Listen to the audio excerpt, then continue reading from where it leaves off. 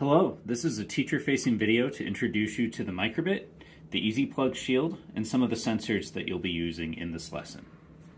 So first, our Microbit. As you can see, the Microbit is fairly small. It has A and B buttons.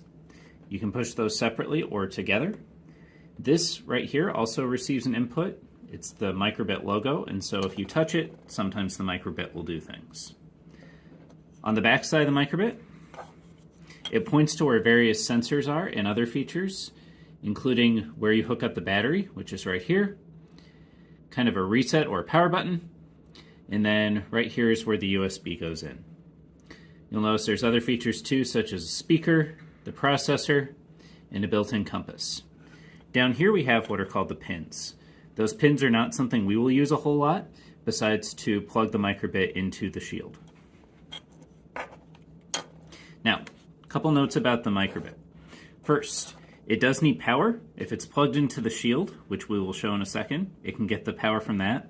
Otherwise, it needs to be plugged into a battery pack.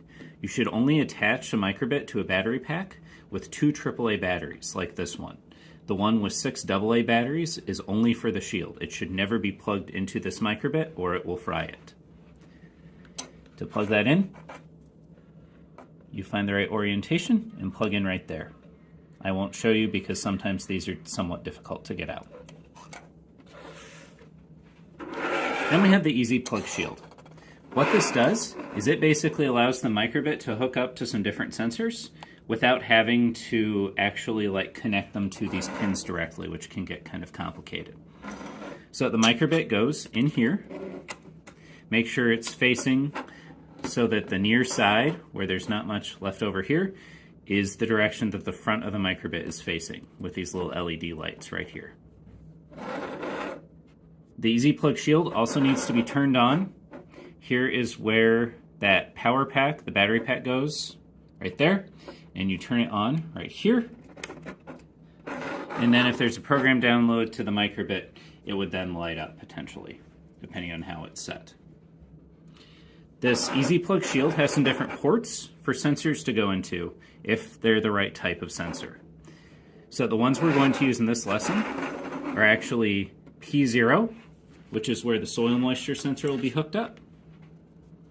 And that's pretty easy. You just find the correct orientation for this cable and plug it in right there.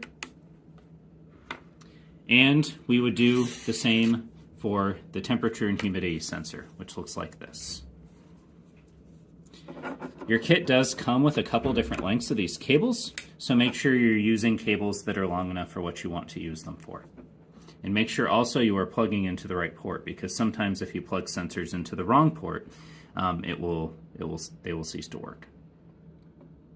One more thing that we will note here is in the first part of this lesson, students are going to be engaging with stations where they will only engage with, at a given time, the soil moisture, or measuring temperature, or measuring humidity.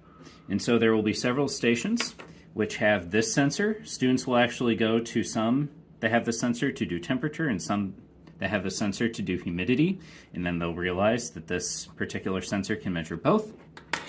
And then they'll also go to stations that have the soil moisture sensor. So when you're setting up the stations, you'll be asked to plug in just one of these sensors to each EasyPlug Microbit setup. But then for the actual lab, you will need to connect both these sensors. So, thank you for watching.